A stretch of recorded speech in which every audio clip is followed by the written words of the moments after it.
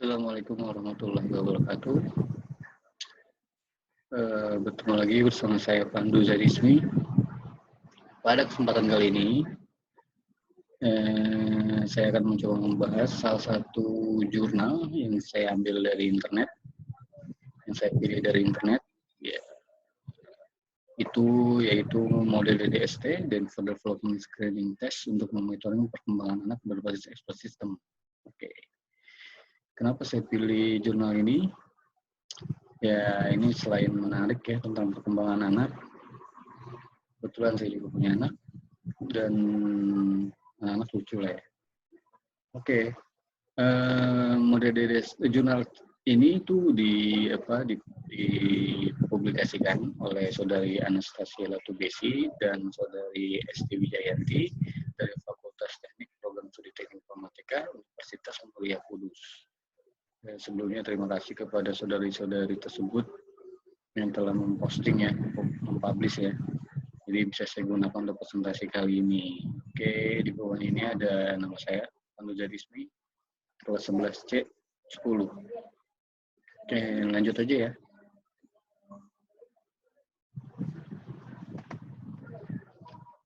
Oke, yang sekarang kita akan bahas adalah pendahuluan. Di sini ada definisi dari perkembangan anak.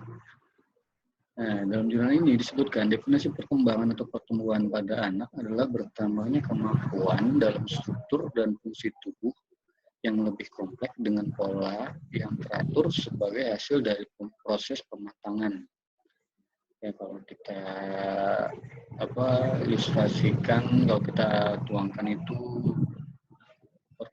perkembangan anak fungsi tubuh itu seperti inilah ya, yang tadinya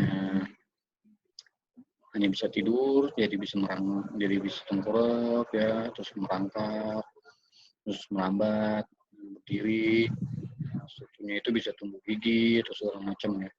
Hal tersebut berkaitan dengan adanya proses diferensiasi dari sel-sel tubuh, jaringan tubuh, nah yang tadi saya katakan ya. Organ-organ dan sistem organ yang berkembang sedemikian rupa sehingga masing-masing dapat memenuhi fungsinya. Selain itu, perkembangan juga meliputi emosi, intelektual, dan tingkah laku sebagai hasil interaksi dengan lingkungannya. Iya, perkembangan anak juga disebabkan oleh lingkungannya. Selain berdampak pada kecerdasan emosionalnya, intelektual pemikirannya, terus tingkah lakunya. Nah, lingkungan ini sangat berperan aktif ya terhadap hal-hal tersebut. Nah, di sini juga peran orang tua sangat vital nih dalam hal sebagai pengamat pertama terhadap perkembangan anak. Oke, orang tua selain sebagai pengamat, orang tua pun sebagai contoh ya. Jadi anak itu kan kita tahu bersama adalah peniru terbaik. Jadi kalau orang tua mencontohkan sesuatu hal yang tidak baik ya, atau melakukan sesuatu hal yang tidak baik atau melakukan kata-kata yang tidak baik ya, otomatis anaknya pun mengikuti ya. Makanya para orang tuanya harus berhati-hati nih dalam menjaga sikap dan perkataan. Jangan sampai didengar anak nyuruh hal-hal yang tidak baik lah ya. Oke, di dalam jurnal ini salah satu cara untuk mengetahui perkembangan anak adalah dengan menggunakan metode DDST, Denver Development Screening Test. Apa itu? Itu merupakan DDST itu merupakan Denver Development Screening Test dirancang untuk memberikan metode penyaringan yang sederhana sebagai bukti perkembangan lambat pada bayi dan anak-anak. Oke, jadi ini satu metode filter, metode penyaringan untuk melihat nih perkembangan pada anak nih.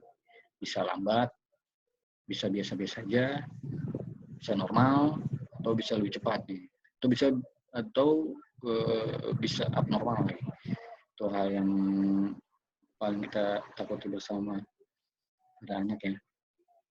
Nah, tes ini mencakup 4 aspek, yaitu aspek sosial. Aspek sosial itu saat anak-anak kita tuh berinteraksi sama teman-teman sebayanya, atau sama orang yang lebih dewasa,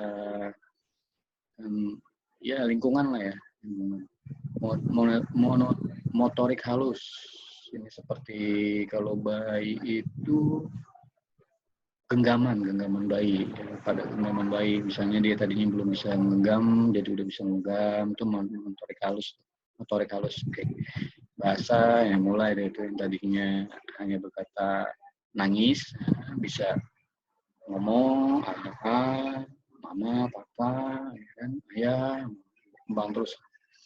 Dan motorik kasar, ini biasanya lebih ke arah ini nih, langkah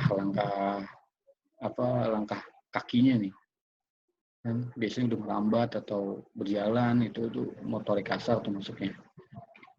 Tes ini telah distandarisasi pada 1036 anak normal berusia 2 minggu sampai 6 tahun. Wah, ini metode ini udah digunakan nih, udah distandarisasi nih, 1036 anak nih. Nah, tapi kita nggak akan membahas anak-anaknya siapa aja ya. 1036 banyak juga. Oke, di jurnal ini dikasih beberapa contoh penelitian di bidang sistem pakar yang memanfaatkan DDST. Yang nomor 1 pada tahun 2015 ada sistem pakar klasifikasi status perkembangan anak usia dini dengan metode Need-Based Classifier berbasis DDST Rule oleh Gumiri dan kawan-kawan. Contoh yang kedua pada tahun 2016 sistem untuk monitoring perkembangan anak berbasis DDST oleh Kurniawan dan kawan-kawan. Penelitian ini menghasilkan aplikasi web DDST yang digunakan oleh petugas administrasi dan aplikasi Android yang digunakan oleh pemeriksa sebagai pengganti kertas dan manual Denver. Ya, semakin lama kan semakin berkembang ya, komputerisasi lah, digitalize semua. Oke, selanjutnya, penelitian saat ini menggunakan salah satu model penelusuran sistem pakar yaitu backward chaining dalam memodelkan proses penilaian DDST. Nah, berarti backward chaining ini salah satu model penilaian. Kalau mau dijabarkan mungkin model banyak lagi nih. Cuman di dalam jurnal ini kita lebih fokus ke backward chaining ya. Nah, backward chaining itu kalau ditranslate itu rantai mundur artinya. Cuman nanti kita lihat nih menurut pakar-pakarnya. Sehingga diperoleh beberapa aturan yang dapat digunakan dalam pengembangan sistem aplikasi ke depan, baik akan digunakan dengan berbasis aplikasi web maupun aplikasi Android. Tadi udah ada contohnya ya, 2016 tadi. Ya, ini ada ini nih, menurut Sutojo dan kawan-kawan 2011, backward chaining adalah metode yang inferensi yang bekerja mundur ke arah kondisi awal. Nah, yang tadi saya bilang nih, rantai mundur, bekerja mundur. Ya. Proses diawali dari goal yang berada di bagian then dari rule if. Nah, ini kalau yang based on programming nih, udah lumrah ini kondisi-kondisi gini. If then, ya, else then, if else, then itu kan resultnya ya. If kondisinya. Kemudian pencari mulai dijalankan untuk mencocokkan apakah fakta-fakta yang ada cocok dengan premis-premis bagian if. Jika cocok, rule dieksekusi. Kemudian hipotesis jawaban ya di bagian then ditempatkan di basis data sebagai fakta baru. Oke. Jika tidak cocok, simpan premis di bagian if ke dalam stack sebagai subgoal. Oh, misalnya, saya coba kita berikan contoh ya. Nah, misalnya gini, kita punya contoh itu den-nya itu ada anak-anak, remaja, orang tua misal. Nah, itu den tuh, goal yang mau kita capai. Oke, kondisinya itu 0 sampai 6 tahun misal. Itu masuk ke dalam anak-anak. 6 sampai 18 masuk dalam remaja. 18 dan seterusnya masuk dalam orang tua. Nah, itu contoh lah ya. Itu udah lumrah ya di dunia programming ya. Terutama nih buat SQL ini lebih familiar nih. SQL query. Ini bagian yang paling saya suka nih sebenarnya. Kondisi-kondisi seperti ini. Oke, proses berakhir jika goal ditemukan atau tidak ada rule yang bisa membuktikan kebenaran dari sub goal atau goal. Ya, if-nya akan terus berlangsung ya. Terus berulang sampai kondisi itu didapatkan, sampai result itu didapatkan. Ya, kalau tadi sampai dewasa, ternyata kondisinya tidak, ya terus lagi, terus. Gitu. Oke. Selanjutnya ada metode penelitian. Dalam mengembangkan sistem pakar ada 5 tahapan yang harus dilakukan. Ini menurut Kusuma Dewi S 2003. Apa itu? Yang pertama adalah tahap identifikasi. Yang kedua tahap konseptualisasi. Yang ketiga tahap formalisasi. Yang keempat tahap implementasi. Dan yang kelima tahap pengujian. Output dari penelitian ini menghasilkan model sehingga tahapan yang digunakan pada penelitian ini sampai pada tahapan ketiga. Dengan langkah-langkah yang dilakukan yaitu tahap identifikasi, konseptualisasi, dan formalisasi. Ya, ini akan ini penelitian ini hanya pada langkah-langkah ketiga ya. Kalau kita pahami dari isi jurnal ini ya. Ada identifikasi, pertama identifikasi dulu masalahnya gimana ya kan, habis itu konseptualisasi, mau dibikin konsepnya mau seperti apa untuk menyelesaikan masalah itu, ya kan. Formalisasi ini lebih mungkin ke data-data yang akan dicapai kali ya. Terus baru implementasi habis itu pengujian ya, kalau kita tuangkan dalam pembuatan project system ini ya, implementasi sama QA sama user ya dan lain-lainnya. Implementasi sama developer, tahap pengujian baru sama user, sama QA, dan lain-lain. Oke, kita lanjut. Nah, ini ada bagian ini.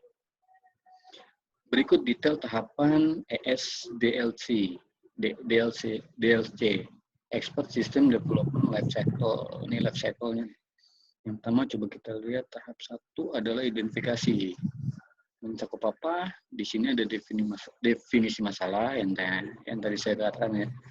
Kebutuhan sistem, evaluasi alternatif solusi, verifikasi pendekatan sistem pakar, studi literaturnya, konseptualitas, rancangan dan desain, membangun strategi pengembangan. Nah, ini seperti tadi ya, ada masalahnya, kebutuhan sistemnya seperti apa. Terus yang kedua, tahap konseptualisasi, membentuk materi pengetahuan, buku, artikel, jurnal, pakar, dan merancang mesin pelacakannya. Oke. Tahap ketiga adalah formalisasi, referensiasi pengetahuan, dan merancang basis pengetahuan. Oke. Setelah 3 ini tahapan dilakukan, barulah bisa dilanjutkan dengan implementasinya dan tahap pengujian. Nah, itu kalau kita baca dari alur ini ya. Oke, kita lanjut. Nah, ini penjelasannya nih. Tahapan identifikasi. Tahapan identifikasi merupakan tahapan untuk menganalisa permasalahan yang ada. Oke, ini biasanya tim BA nih, business analyst. Ini mau analisa dulu. Ini masalah yang ada apa nih? Apa reportnya atau segala macam, atau penginputannya, sistemnya kurang, softwarenya apa gimana. Ditentukan batasan masalah yang akan dianalisa. Oke, skopnya sampai mana nih? Baru nanti di sistem analisnya yang bergerak di sistem pakar yang terlibat, sumber daya yang diperlukan, dan tujuan yang akan dicapai. Oke. Pada tahap identifikasi dilakukan analisa terhadap masalah yang berhubungan dengan perkembangan anak. Oke, analisa dulu nih. Masalah apa aja sih yang timbul nih dalam perkembangan anak, gitu kan. Langkah awal ada pencarian fakta-fakta tentang perkembangan anak. Selanjutnya dilakukan identifikasi terhadap model yang dapat digunakan untuk mengamati perkembangan anak. Tapi ini menghasilkan data tugas-tugas perkembangan anak dengan model dari ST. Nah, hasil data tahapan identifikasi ini adalah resultnya adalah tugas-tugas perkembangan anak nih. Compare dari analisa masalah yang ada yang berhubungan pada perkembangan anak sama fakta-fakta nih, perkembangan anak seperti apa sih, gini. Compare, jadilah resultnya tugas-tugas perkembangan anak. Data-data nih. Yang kedua, tahap konseptualisasi. Tahapan konseptualisasi merupakan tahapan di mana pengetahuan dan pakar menentukan konsep yang kemudian dikembangkan menjadi suatu sistem pakar.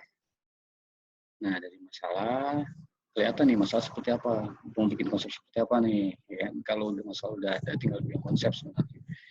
Ya itu inilah ya, udah common lah ya. Dari konsep tersebut, unsur-unsur yang terlibat akan dirinci dan dikaji hubungan antara unsur serta mekanisme pengendalian yang diperlukan untuk mencapai sebuah solusi yang terbaik. Pada tahap ini dilakukan perencanaan data, sehingga langkah selanjutnya adalah menyusun relasi antar data, yaitu data hitung tugas pengembangan dan data kriteria hasil penilaian. Hasil penilaian seperti apa, hitung tugasnya apa aja tadi kan. Yang ketiga adalah tahapan formalisasi. Tahapan formalisasi merupakan tahapan di mana hubungan antara unsur-unsur digambarkan dalam bentuk format yang biasa digunakan oleh sistem pakar. Tahap ini juga menentukan alat pembangunan sistem, teknik inferensi, dan struktur data yang digunakan pada sistem pakar. Oke. Selanjutnya, dilakukan perancangan basis pengetahuan dengan membuat diagram alir aturan. Nah, ini ada diagramnya. Model penulisan yang digunakan untuk mengetahui adanya penyimpangan dalam perkembangan anak adalah backward scanning, di mana ilustrasi runut balik untuk fakta abnormal ditunjukkan pada gambar nomor 2, di mana seseorang akan dikatakan abnormal apabila terdapat paling tidak 2 atau lebih item tugas yang gagal pada 2 atau lebih aspek perkembangan. Nah, ini kita lihat ya, si tujuannya nih, DEN-nya, abnormal. Di sini ada kondisi yang akan mengimplementasi abnormal ini, yang akan memvalidasi abnormal ini. Pertama, tujuannya kita adalah abnormal. Kondisinya di sini, if jika lebih besar sama dengan 2 item gagal dalam 2 aspek atau lebih, maka faktanya adalah abnormal. Nah, ini sebenarnya tarik mundur ya, dari DEN yang seharusnya result dikondisikan. Nah, ini adalah ininya variabel nih, sepertinya. Oke, ya ini untuk abnormal ini kondisinya ini. Lebih besar 2 item yang gagal di 2 aspek atau lebih. Jadi,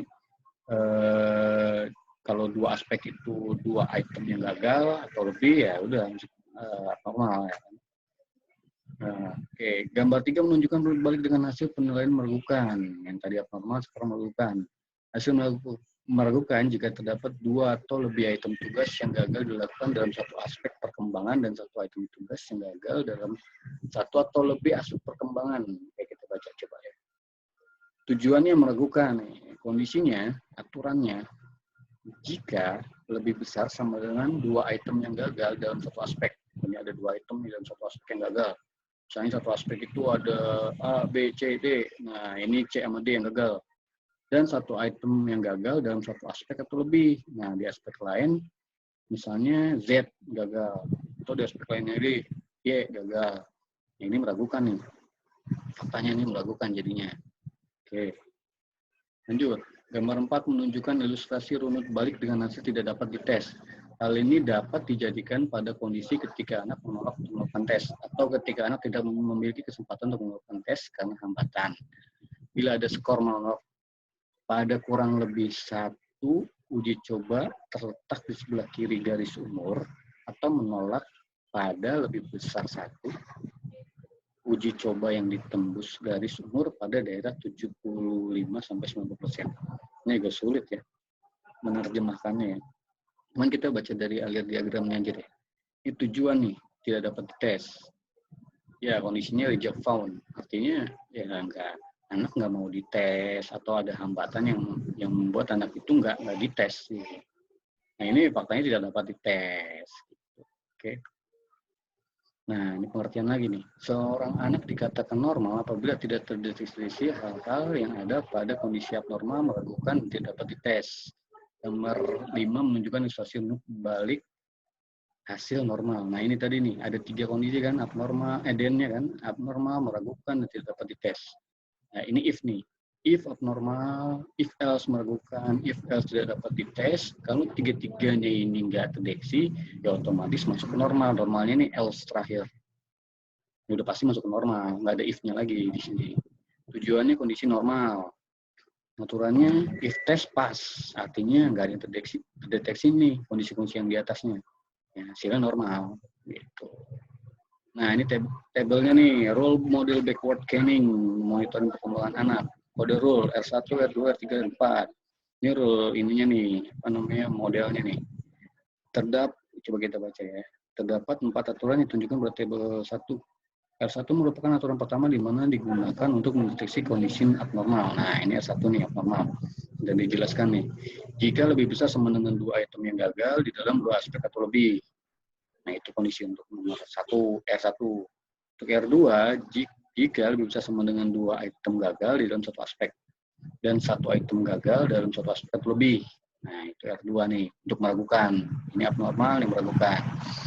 Yang ketiga, ini yang tidak dapat dites nih. Jika tidak ditemukan, ya kan? Anaknya nggak mau dites gitu.